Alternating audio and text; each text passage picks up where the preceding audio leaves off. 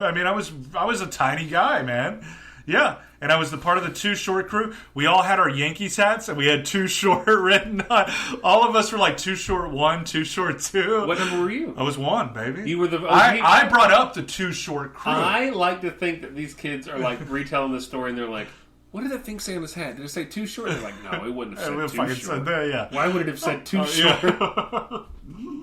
Well, Too Short was out too. Love in the Mouth. Right. Too Short was a great rapper back then too. You were familiar with Love in the Mouth at this point? Yeah. Love, because that was something fun to listen to without your parent, secretly, you know? Yeah, that was one and of I the love Too secret Short, things. yeah.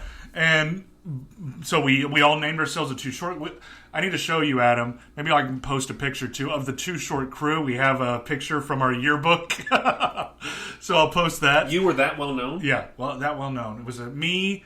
I can't remember the last names. Ryan. I remember the first names: Ryan, Nathan, me, David, and I can't remember the last guy. But it was 4 of us. And he's listening right now. Yes, he is. This guy's got too big. Yeah, and but it's just not that. It's not the arcade. It's just like the whole mall atmosphere. Like, I wish that me and you, Adam, could be like, let's go to the fucking mall. Let's go hang out. Even though I have a wife. You have someone who you're dating. We have these people in our lives, but it's still like, you're not going to make out, but you're not going to hook up with somebody, but it's just like, let's go to the beeper store. Let's go to the Pog store. Let's go to the baseball card store.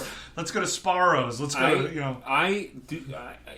the mall, I understand why it's not here anymore. Right. But it is something that's sorely missed. There was Peachtree Mall, which was the better mall of the two malls. I've heard of Peachtree Mall, yeah. Peachtree Mall now has shootings and stuff like that.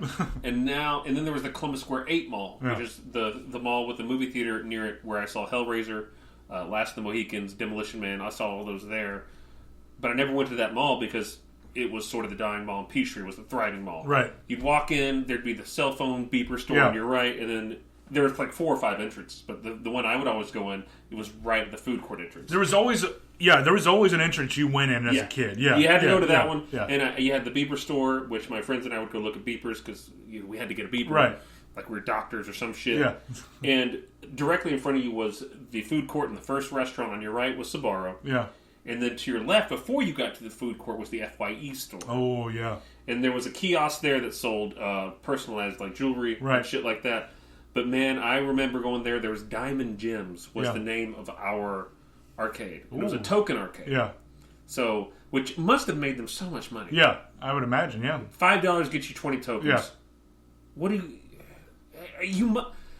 20 tokens. It takes 2 tokens to play game. Like, what a racket! It is. Yeah. And like bringing me up to that too. Not even the arcade, but like the jewelry store. Mm-hmm. There's been this store. I don't think I've shown Megan, my wife, now, but. At our store, we had in the mall in Odessa, we had this store called Things Remembered. You remember Things Remembered? You get shit engraved. Yeah. And just like, so Adam just started watching The Sopranos, and I've always wanted to bring this up to him, but he just started watching, so I don't know if he's gotten to that point, but not a big spoiler, but Tony always gives his gumas like a locket or a bracelet, something expensive, and he gives them like, we're cutting this off, and here's your treat for being with me, blah blah blah.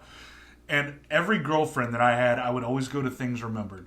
And I would always get them a bracelet or a necklace. And it would have, like, their name inscribed on it. I was doing this before Tony Soprano. You were the Tony Soprano. It cost me $15 to get a cheap, non-gold, like, whatever it was.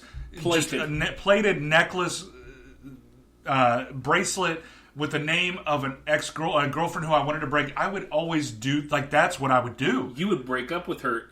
I would give them a gift, and I would break up with them. Yeah, that's what I would do. And, like... To like, soften the blow? Yes, exactly, to soften the blow.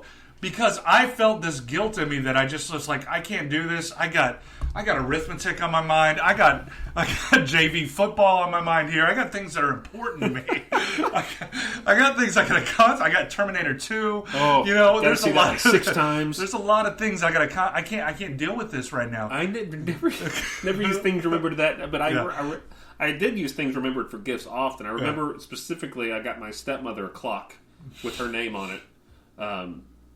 I don't know why I didn't think of something more clever than Jenny Archer. But I'm pretty sure I got her that clock, and I remember going to Things Remembered quite a bit for gifts. our mall had fountains. Oh yeah, we had a fountain. We had one fountain. Yeah. Dippin' Dots was big. Right. Journeys, Spencer's. Yeah. Spencer's was like a mythological thing too. Oh yeah. You know, what did you do immediately when you went into Spencer's? Went to where they had fart stuff. Right. You went into fart. So that's one of them. What was there another one? Well, I know there was like dirty stuff. Right. I would always go to the back with the posters.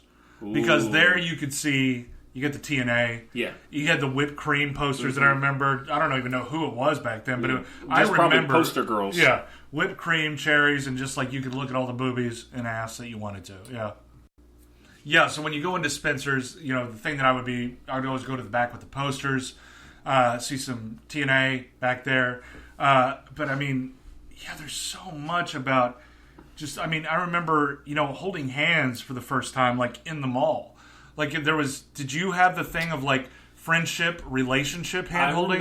No, well, I'm aware of that. Yeah. I remember. I always worry about telling stories on here because sometimes I worry they're going to come across as sad, and I don't want that. But I remember going to the mall on a date, and it was with my friend, and I forget. I want to say it might have been Brandon, and we were going on a double date, and he and his girlfriend were like flirting, and were like, she like punched him, and he was like, "Oh, we're gonna break up now." And she was like, "No," like playfully. And I always thought, I remember I tried to do something like that with the girl I was quasi dating. She was like, "Fine."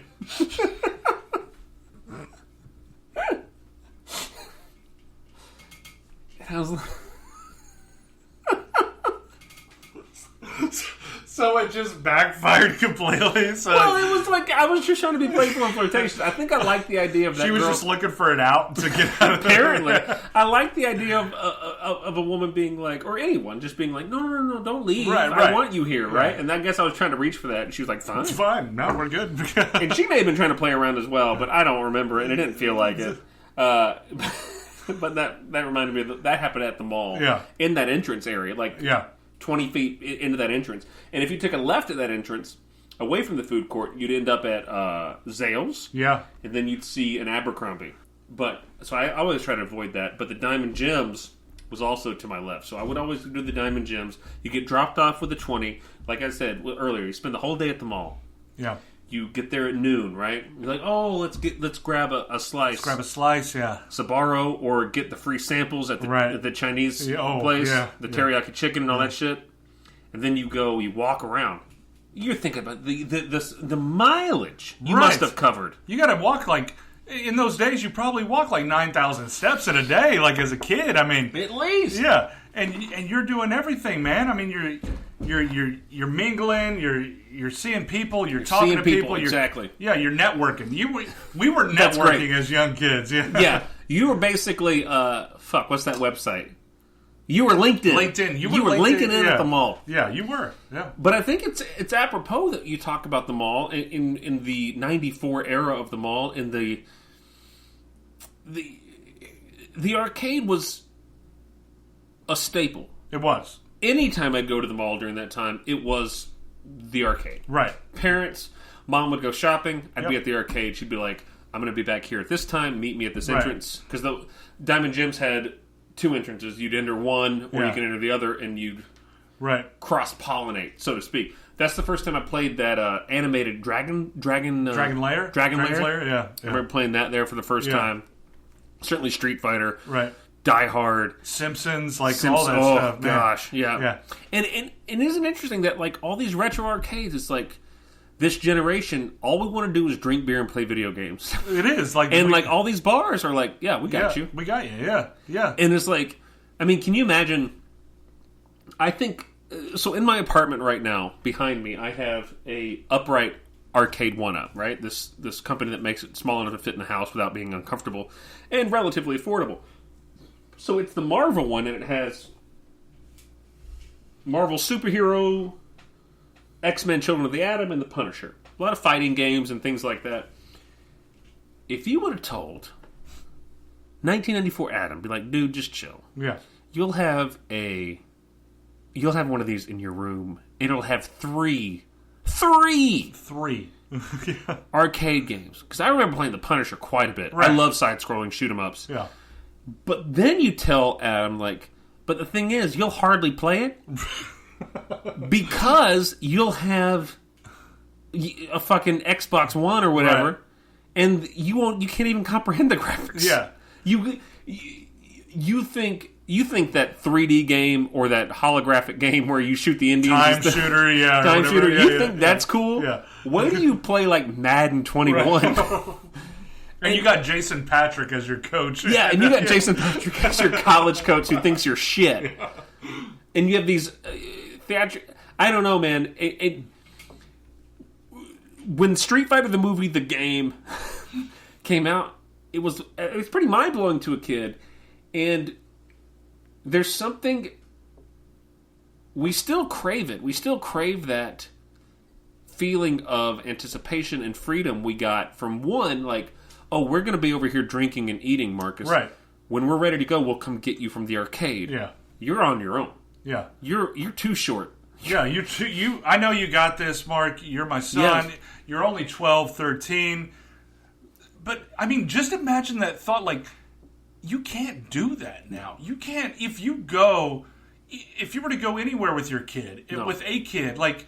No, I would never let him out of my sight. Right. Like, that's crazy. I would never... If you and Megan ever have a child, and you do the whole thing, and you do this big ceremony where I become a godfather, and and I am put in charge of, like, let's say it's down the road, and this kid's like 10. Right. I'm going to be hovering over that fucker. Never will this kid... If I dog sit someone, I'm like, I can't let this dog just run for free. Right. Like, but I remember I would be on my own hours. I could do anything, yeah. I would be dropped off at a mall. But did you... And, like, even, like, me thinking... And I don't want to get too far off because we've got a little bit more to talk about, but it's just, like, even at that time, too, and I was thinking while I was thinking about the mall aspect of this, it's like, I never thought about... I can't remember a time when I was ever actually approached by... a weird, like, something that would seem threatening. There was no time like that. That never happened to me. No. I went to, there was a place called Hollywood Connection that cropped up in my teen years. And it was a putt-putt, movie, arcade, laser tag, whole experience. Yeah. I remember we were, and I don't know, my dad listened to this, so this is, but I remember we were walking home. We walked away from Hollywood Connection. We were walking on a very busy street. And these strangers pulled up to us and were like, why are you walking? And we're like, oh, we're just walking around. They were like, get in. We're like, okay. And we just rode around with these strangers. Were they like teenagers or were they adults? They were certainly older than us, but they were like probably 19 or 20 if I had to guess. But they were cool the whole time? I guess. Yeah. I mean, they were... in my head, it was an IROC, but it wasn't an IROC. It was probably some shitty car. But they were smoking and, like... Yeah. But when I think about the type of person who asks someone to come ride with them. When I was 20, I would have never. Yeah, sure. I would have never... Oh, look, there's some teenagers. Yeah, right. You guys want to ride? No. Yeah. Oh my God, no. But yeah, like that time, I might tie your child to me, right? If we went out. Yeah. It certainly wouldn't be like, let's say you and I have children and we're at Chelsea's. Yeah. I'm not going to be like, go play over there for 2 hours. Definitely not. Where you're out of my sight. Yeah. And I'm getting drunk. No, I'm going to go over to the arcade and play with you. Right, exactly. I'm going to teach you the handcuff code. Yeah. But that's when I think of 94, like that's immediately in Street Fighter, and it just brings back like the whole arcade and the mall. Great. It's beautiful. Yeah, it's beautiful, and I wish there was a place to communally play video games. Yeah. And I guess we do that now, but it's different. It's different than being shoulder to shoulder. It's like a forced entertainment kind of thing. We like it. We and you like it. Like there's Call of stuff around Duty, Chicago that they have. And I mean, like, even I was even referring Xbox. to mainly like kids growing up and being like,